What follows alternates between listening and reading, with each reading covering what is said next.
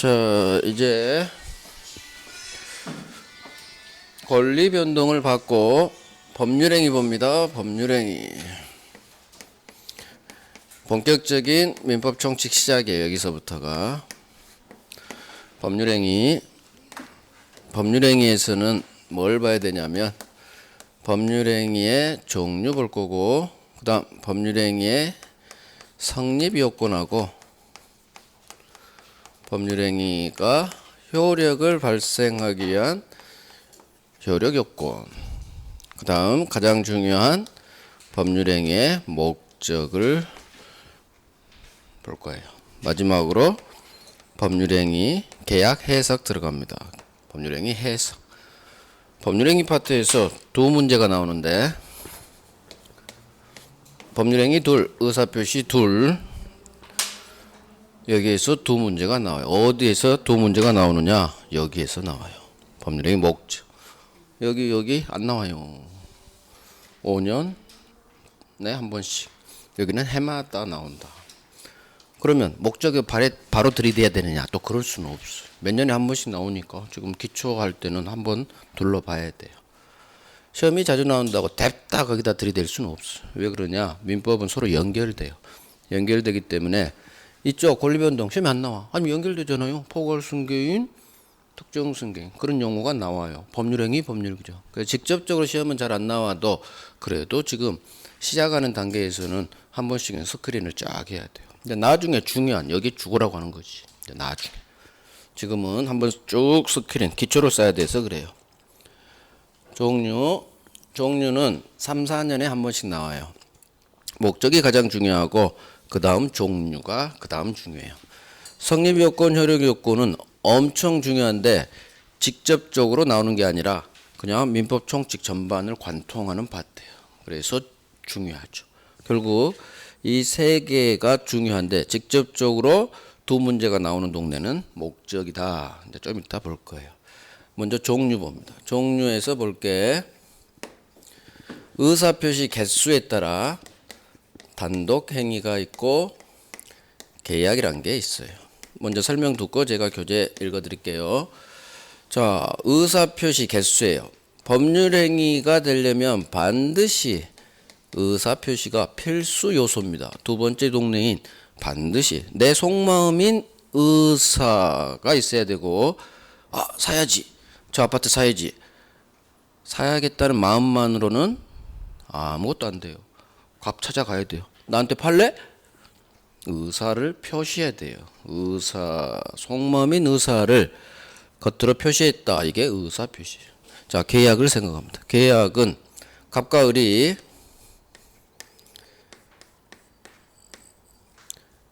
내 아파트 5개 살 거야 청약한다고 해요. 어느 한쪽이 청약한다는 의사표시하고, 그러면 상대방 살게, 오케이, 승낙한다는 의사표시, 두 개가 서로 짝짝꿍 합치돼야 돼. 합치. 그래서 의사표시가 두 개예요. 계약은 의사표시 두 개가 있어야만 계약은 성립해요. 자, 용어 자체에서 맺을 게 약속, 약이에요. 약속, 손가락 걸었어. 갑하고 을이 서로 네 아파트 사고 팔기로 약속한 거, 손가락 걸었죠. 이게 청약의 의사표시와 승낙의 의사표시 두 개죠. 의사표시 두 개가 서로 합치, 의사의 일치 봤을 때 계약은 성립했다고 해요. 그래서 의사표시 두 개가 있어야 반드시 계약은 성립해요. 의사표시 두 개가 있다는 얘기는 사람도 반드시 두 놈이 있어야 된다는 얘기예요. 혼자서는 계약할 수 없어요. 반드시 반대쪽 다른 놈이 있어야 돼요. 그래야 서로 손가락 걸죠. 이렇게 거는 것은 계약이 아니에요. 내 손가락 잡는 것은 계약이 아니에요. 딴 놈 손 잡아야 돼. 딴 놈. 당사자는 두 놈, 의사표시도 두 놈, 서로 합치. 이게 계약이에요. 간단해요. 단독행위는 홀로 단자야. 홀로 단. 독고다이. 홀로 단. 의사표시에 한 개만으로 바로 법률행위가 돼버려요. 이게 계약하고 다른 점이에요. 의사표시 한 개만 있으면 바로 법률행위가 된다 해서 법률용어로 단독, 혼자 단독으로 법률행위가 돼버립니다. 이 단자는 의사표시 한 개예요. 예를 들게요. 취소합니다. 의사표시. 계약을 해제합니다. 의사표시예요. 얘 둘이 의사표시예요. 근데 청약이라는 것은 의사표시에만 그치고 청약은 절대 법률행위가 될 수가 없어요. 청약은 반드시 반대쪽 승낙 의사표시가 있어야만 법률행위로 가요. 계약이라는. 하지만 취소합니다. 계약 해제합니다. 이 의사표시는 딴 놈이 필요 없어요. 그냥 갑이 취소합니다 해버리면 바로 취소 효과가 발생한다. 법률 효과가 발생한다는 얘기는 얘가 법률 행위로서 돼버렸다는 얘기예요. 그래서 의사표시 하나만으로서 바로 법률 행위가 됐다. 단독행위라고 그래요. 계약 해제도 해제합니다. 의사표시 하나만 쏘면 바로 해제 효과가 발생해요. 그래서 의사표시 하나만으로 바로 법률 행위가 됐다. 단독행위예요. 언제 취소하고 언제 해제하고 민법에서 정한 취소 사유는 세 가지가 있고요. 민법에서 정한 해제할 수 있는 계약 해제인데 이건 채무 불이행이에요. 취소는 이따 제한능력자 목적 파트에서 그때 볼 거고 계약 해제란 게 뭐냐? 매매계약을 했어요. 계약법에서 아주 중요한 게 계약 해제예요. 자기 아파트 팝니다. 갑소유 아파트를 을에게 5억 받고 팔아요. 매매계약은 재산권 이전할 것을 약정하고 상대방은 5억이라는 대금 지급할 것을 서로 약정함으로써 매매계약이 성립하는데 보통 계약금 주고 중도금 주고 잔금 주고 요딴 식으로 부동산 계약은 이행이 되는데 잔금이 2억 남았는데 글쎄 을이 잔금 날짜에 잔금을 안 줘요. 잔금 날짜 2억 줄 채무 대금 지급 채무가 있는데 얘가 지채무인 돈을 안 줍니다. 이걸 채무는 이행해야 되는데 지채무를 이행하지 않네요. 이게 채무 불이행이에요. 그러면 채무 불이행에는 두 종류가 있어요. 이행 지체하고 이행 불능이란 게 있어요. 자, 지체는 뭐고 불능은 뭐냐? 이행 지체는 내가 이행할 수 있어요. 근데 안 하고 있는 거예요. 이게 지체 상태라고 해요. 이행 불능은 불능이란 개념은 아주 중요해요. 불능이에요. 하고 싶어도 할 수가 없어요. 불능에 빠졌다고 그래요. 하고 싶은데 뭐 할 수가 없어. 좀 이따 볼 거예요. 돈 채무는 돈 주는 대금 지급 채무는 갑 미안해.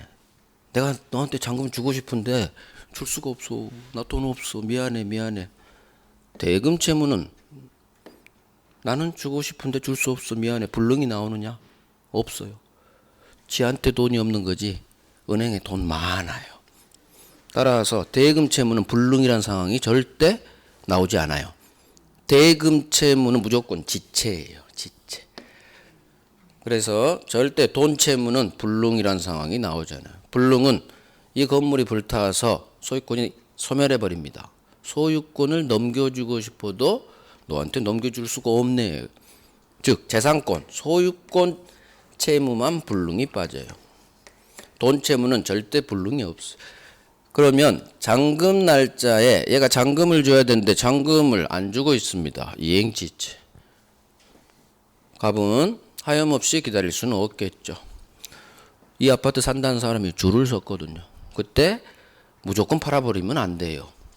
일단 이 계약을 없애야 돼요. 그래야 새 사람한테 팔 수 있게 돼요. 그래서 이 계약을 없애버립니다. 이게 이 매매 계약을 상대방 채무 불이행, 이행지체, 이행 불능이라는 채무 불이행이 있을 때 계약을 해제한다고 그래요. 그래서 계약을 해제할 수 있는 경우는 원인은 채무 불이행이에요. 상대방의 채무 불이행이 있으면 계약 해제할 수가 있어요. 해제로 쪽 낸다는 얘기예요. 이 해제는 의사표시예요. 의사표시. 해제합니다. 해제. 그러면 바로 해제 효과가 발생해 버려요. 취소. 바로 취소돼 버려요. 자, 을이 그럽니다. 갑이 해제하려고 하니까 야, 가! 조금만 기다려! 이틀 안에 반드시 2억 쏠게! 스톱! 해제하지 마! 반대합니다. 참아줘! 이틀만! 그러면 해제할 때 상대방이 오케이 해야 되느냐? 필요 없어요. 그냥 해제 요건 갖췄으면 상대방이 아무리 반대해도 얘 맘이에요. 해제하면 바로 해제돼버려요. 이런 권리를 당사자의 일방적 의사표시예요. 갑의 일방적 의사표시만 있으면 바로 이거 그대로 외워야 돼요. 일방적 의사표시 해제합니다 라는 의사표시만 있으면 바로 이 해제의 법률 효과가 바로 발생해 버려요. 무서운 권리죠. 상대방이 아무리 반대해도 해제합니다 의사표시 쏘아버리면 바로 해제의 효과가 발생해요. 무서운 권리. 취소도 마찬가지예요. 취소합니다. 취소 사유가 있을 때 취소 하면은 바로 취소 효과가 발생해요. 이런 권리를 무서운 권리, 법률 관계를 바로 형성시켜 버린다 해서 해제권, 취소권 이런 권리를 형성권이라고 해요. 이 형성은 여기에서 나와요.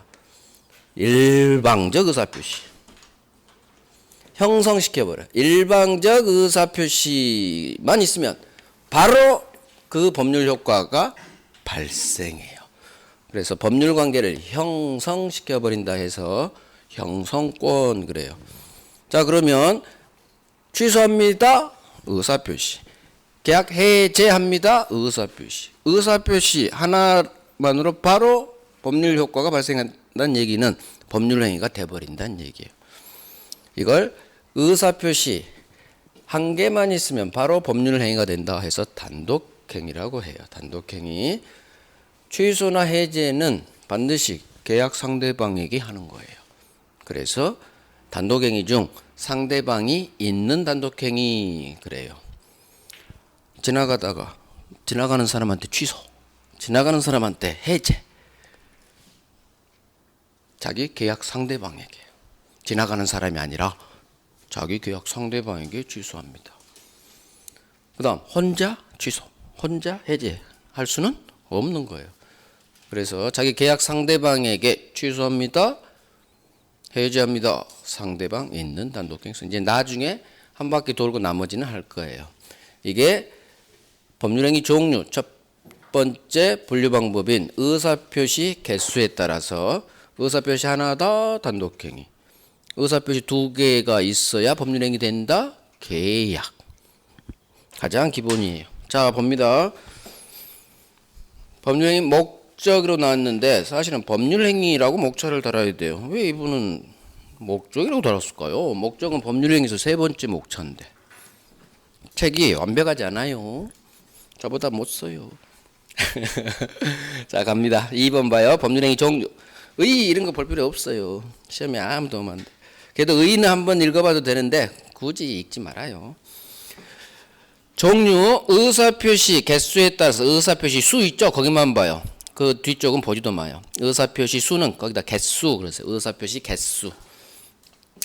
자, 의사표시 단독행위 의사표시 하나죠. 자, 크게 봐요. 오른쪽 계약. 3번 합동에는 X. 아예 X 보지도 마요. 물론 제가 안 한 데는 안 보겠지만 아예 X. 시험에 나오지도 않는 합동 이런 걸 왜 교재에 넣어놓냐고. 자, 단독행위 봐봐요. 당연히 홀로 홀로단 의사표시 하나만으로 바로 법률행위가 됩니다. 그 설명이 1번이에요. 하나의 의사표시만으로 성립해요. 하나 의사표시 하나 거기만 밑줄 치면 돼요. 하나 밑줄 의사표시. 굳이 안 읽어도 되죠. 홀로단 의사표시 하나. 자, 3번 봅니다. 상대방 있는 단독행위예요. 거기 어디에 밑줄을 하시냐? 두 번째 줄 해제 밑줄. 그 다음에 오른쪽 취소 밑줄. 지금은 취소 해제 이 두 개만 잡아요. 나중에 1월달 3월달 가면 나머지는 쉽게 잡혀요. 인문에서 지금 훨씬 중요한 게 뒷부분에 엄청 남아있어요. 이런 별로 안 중요한 거에 우리가 시간을 쓸 시간이 없어요. 그래서 기본만 잡아야 되기 때문에 취소 해제 여기에 별 하나 들어가요. 그래서 상대방 있는 단독키 3번 있죠. 목차 자체 별 하나 들어가요. 별 하나. 그래서 취소합니다. 의사표시. 계약 해제합니다. 의사표시. 의사표시 하나로 바로 법률행위가 되니까 단독행위인데 내 계약 상대방에게 하니까 상대방이 있는 단독행위에 속한다. 별 하나. 이 두 개만 자기 걸로 지금 만들어요.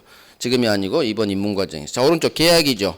계약은 청약이라는 의사표시와 승낙이라는 의사표시 두 개가 있어야 계약이 성립합니다. 자, 그러면 우리 교재는 서로 대립하는 두 개 이상의 의사표시 합치로 성립하는 법률행위이다. 이딴 거 보지 말고요. 그 위에다 쓰세요. 계약 옆에 청약 의사표시 플러스 승낙 의사. 이걸 적어. 이걸 적는 거요. 청약이라는 의사표시야 더하기 승낙이라는 의사표시. 이 의사표시 두 개가 서로 합치. 이렇게 합치. 글자 두 글자 써도 되고 저같이 그림 그려도 되고. 그래서 계약은 의사표시 두 개 끝.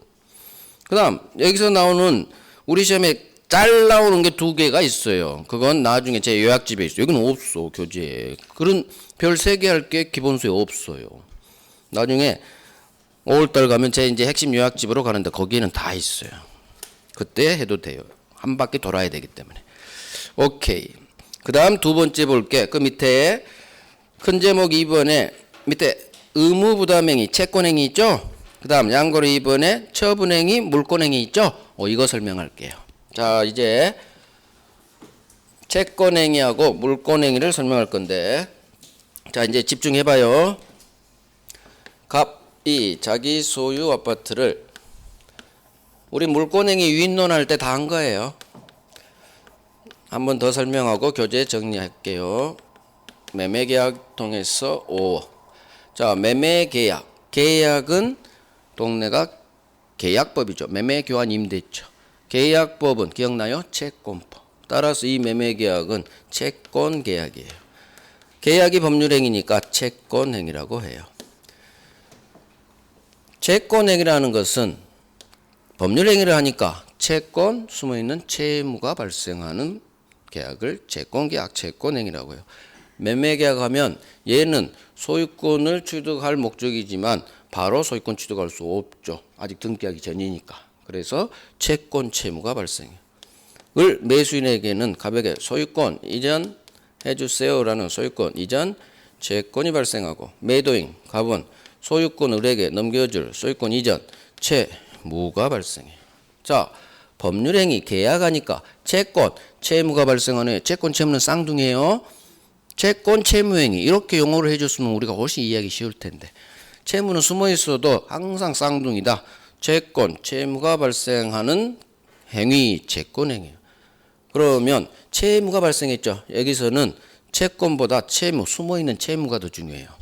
채무가 발생해요. 매매계약은 재산권 이전할 것을 약정하고 얘는 돈 줄 것을 약정하고 서로 앞으로 주겠다는 거예요. 소유권 줘야 되고요. 얘는 돈 줘야 돼요. 줘야 된다는 것은 채무예요. 그래서 우리 법은 채무 중심으로 규정을 해놨어요. 재산권 줄 것을 앞으로 주겠다는 거죠. 앞으로 돈 주겠다는 얘기예요. 물론 바로 줄 수도 있죠.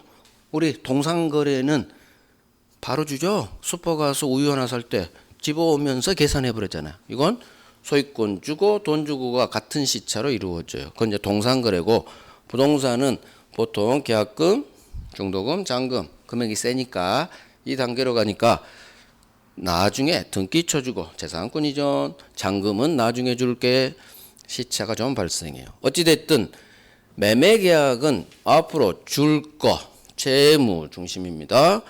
채무는 이행에 문제가 남아요.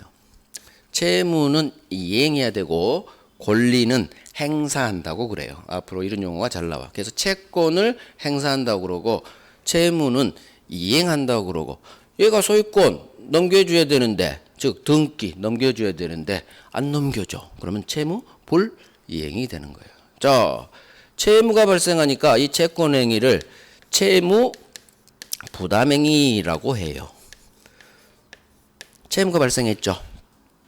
매매계약은 채권행위. 채권행위는 민법은 계속 물고 늘어져야 돼요. 채권 채무가 발생해. 중요한 것은 채무. 채무가 발생하니까 채무를 부담한다 같은 말이에요. 채무를 부담하는 행위라고도 해요. 채무는 이행해야죠. 이행에 문제가 발생한다. 뭐 이딴 말이 나오고. 자, 결국 등기 넘겨줍니다. 소유권을 이전한다는 등기를 줬어요. 을은 등기 치면 비로소 소유권이라는 물권을 취득해요. 자, 등기하니까 소유권이라는 물권이 발생했네요. 행동하니까 등기 치니까 소유권이라는 물권이 발생했네. 그래서 이 등기를 물권 행위라고 하는 거예요. 등기하니까 소유권이라는 물권이 발생하네.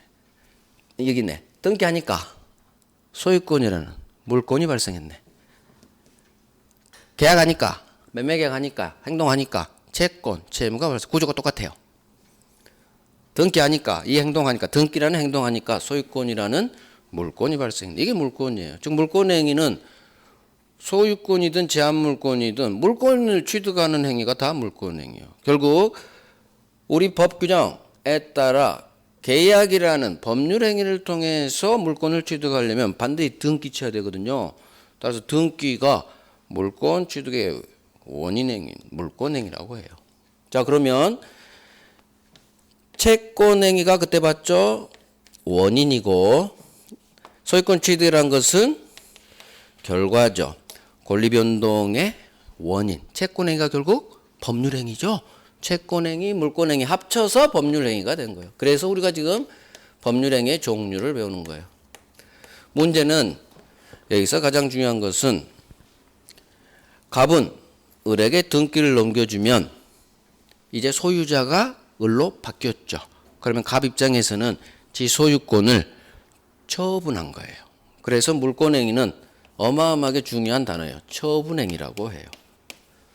여기서 가장 중요한 것은 이거 하려고 한 거예요. 이거 하려고. 처분행위. 처분이 뭔지.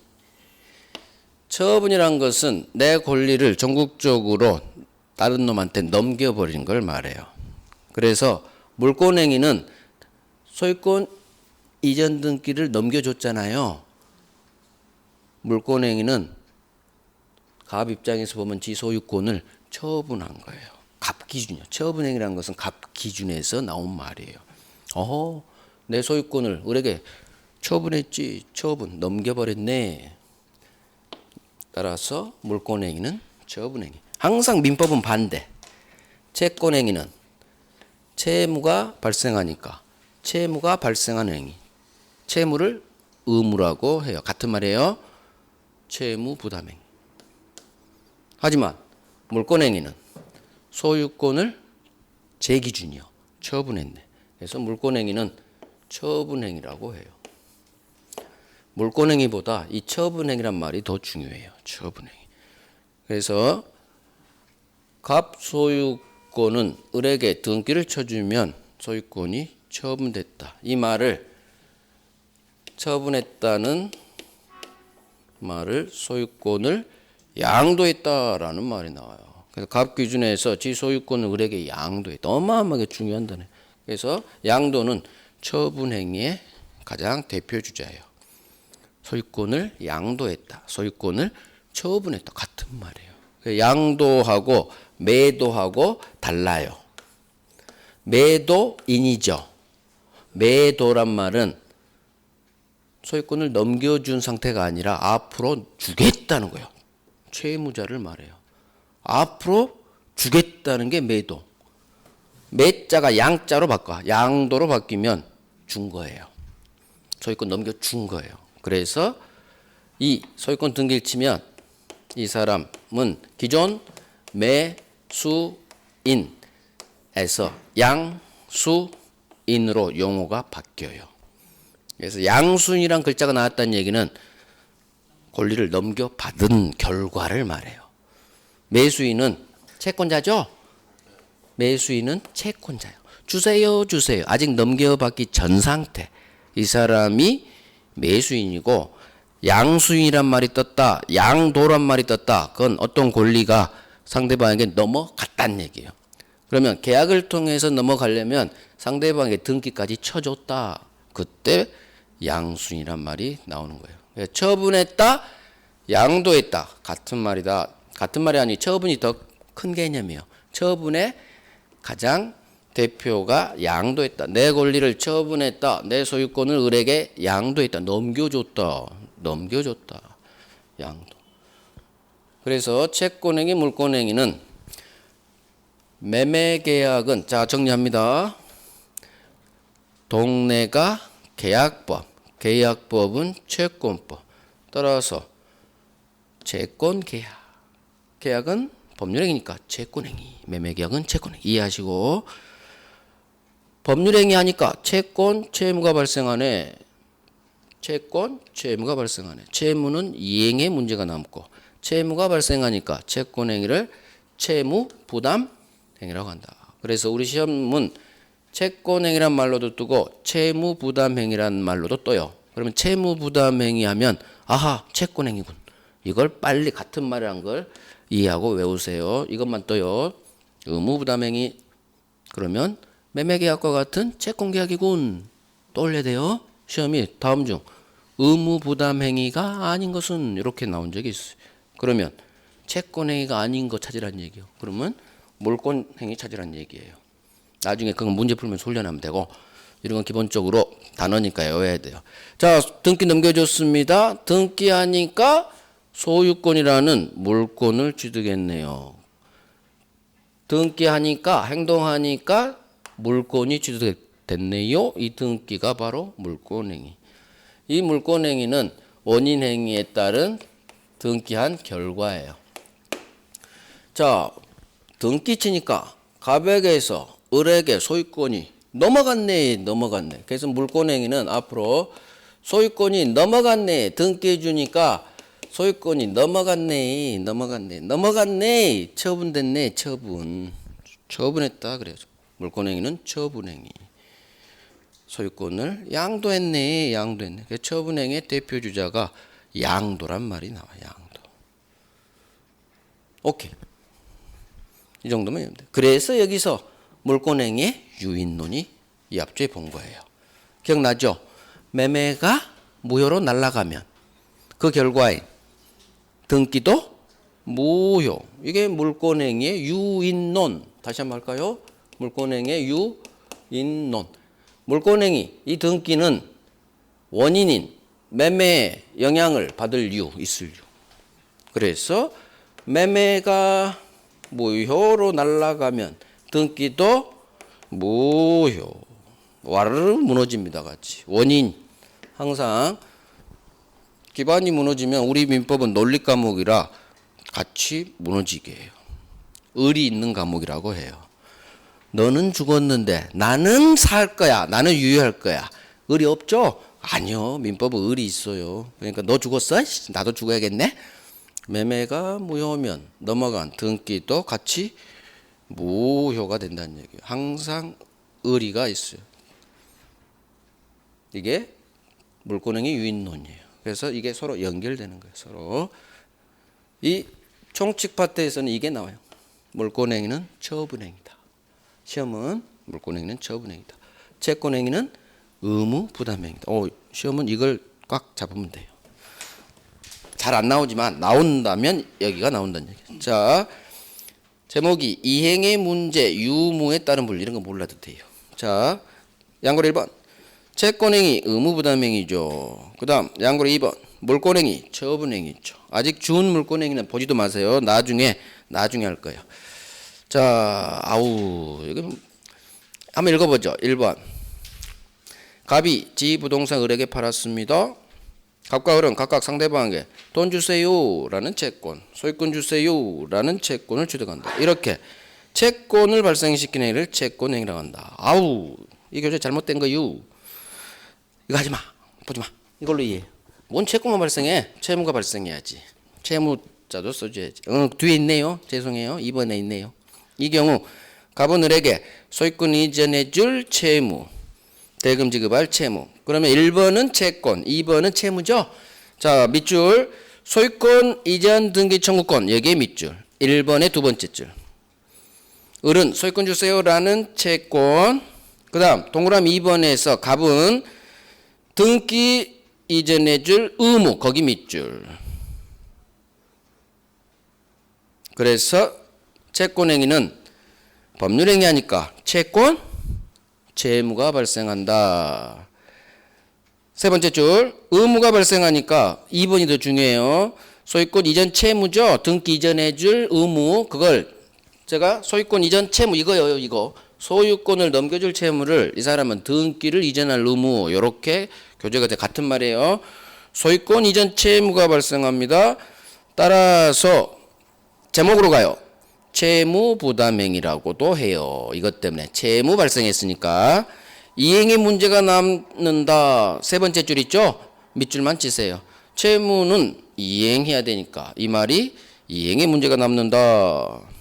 밑에 있네요.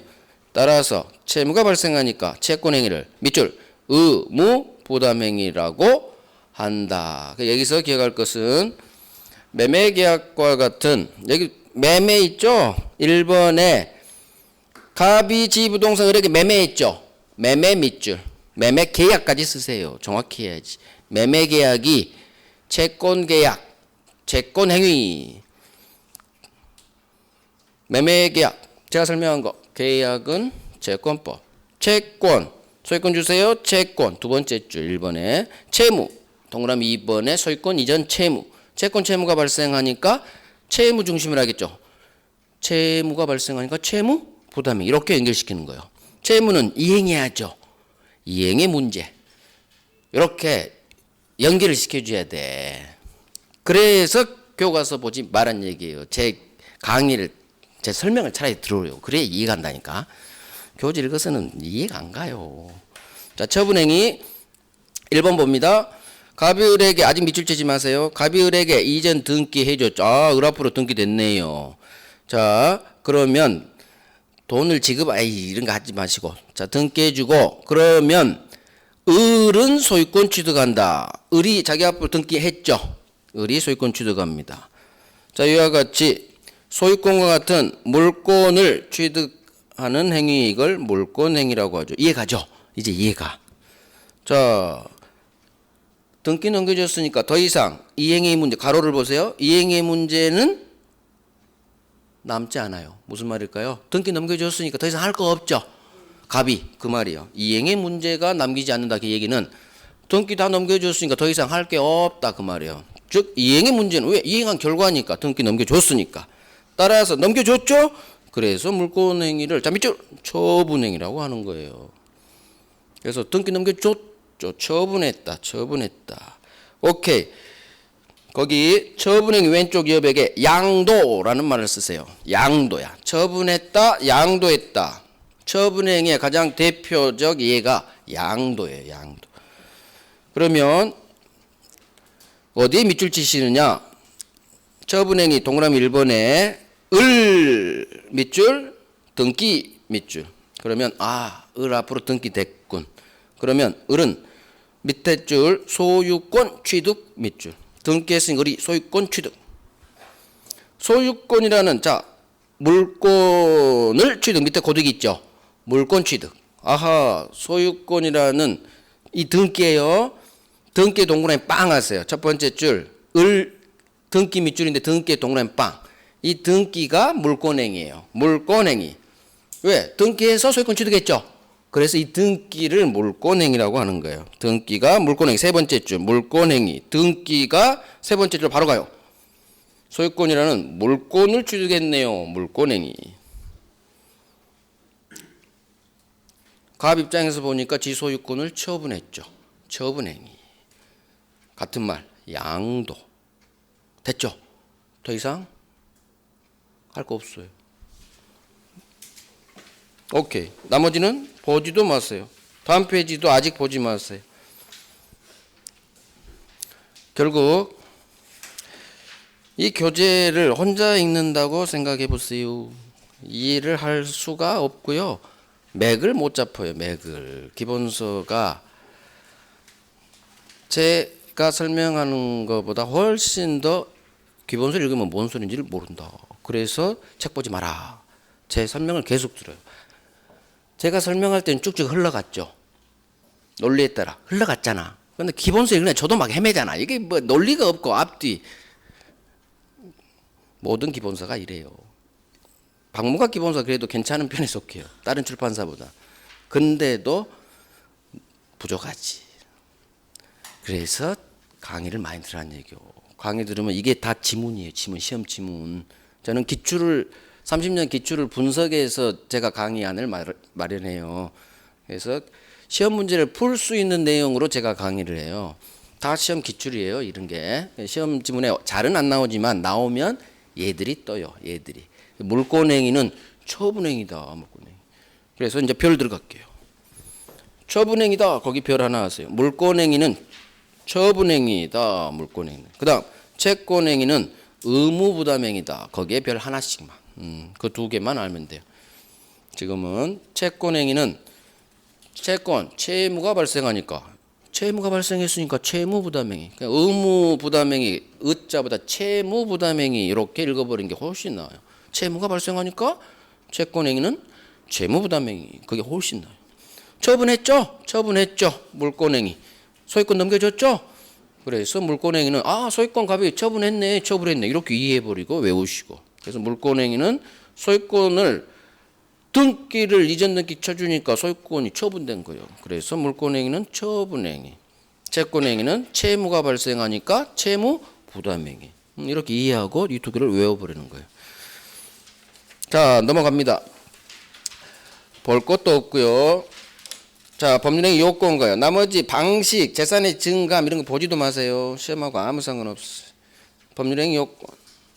다음 페이지로 갑니다. 이제 설명이 살짝 들어갈 거예요. 지금까지 법률행위 종류를 봤어요. 의사표시 개수가 하나다. 단독행위. 의사표시 두 개다. 계약. 채권행위. 계약하니까 채권 채무가 발생하네요. 채권행위.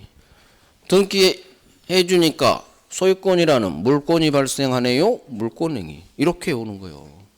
제가 교과서 쓰면 이렇게 쓰고 싶어요. 근데 교과서라는 게 이렇게 못 써.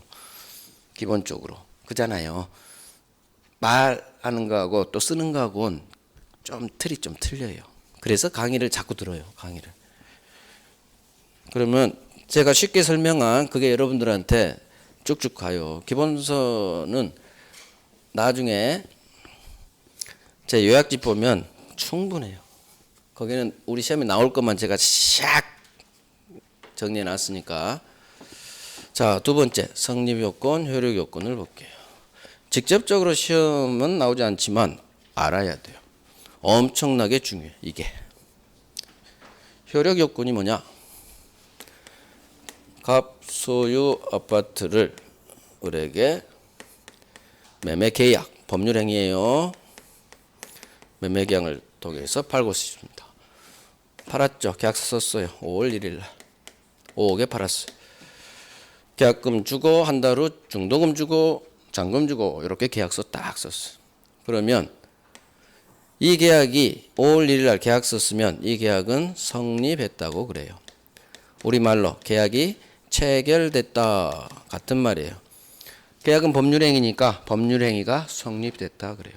그러면 계약을 체결했으면 을은 왜 이 계약을 했을까요? 소유권 먹고 싶어서.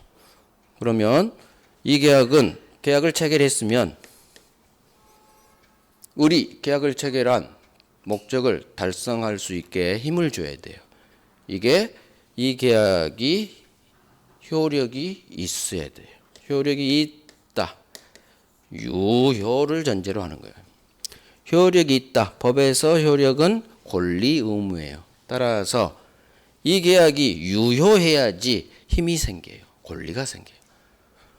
이 계약이 유효하니까 유효할 것을 전제로 제가 매수인은 소유권 주세요라는 일단 채권이 발생하고 얘는 채무가 발생한다. 지금까지 이 설명을 하지 않고 그냥 계약 체결했습니다. 매수인에게는 소유권 주세요라는 채권이 발생하고 얘는 소유권 줄 채무가 발생합니다. 이렇게 계속 설명했잖아요. 이 채권이 을에게 발생했다는 얘기는 이 계약이라는 법률행위가 효력이 발생됐다는 얘기예요. 힘력, 힘이 생겼어. 법에서 힘은 항상 권리라고 했어요. 채권이라는 힘이 발생한 거예요. 즉 이게 유효의 의미예요.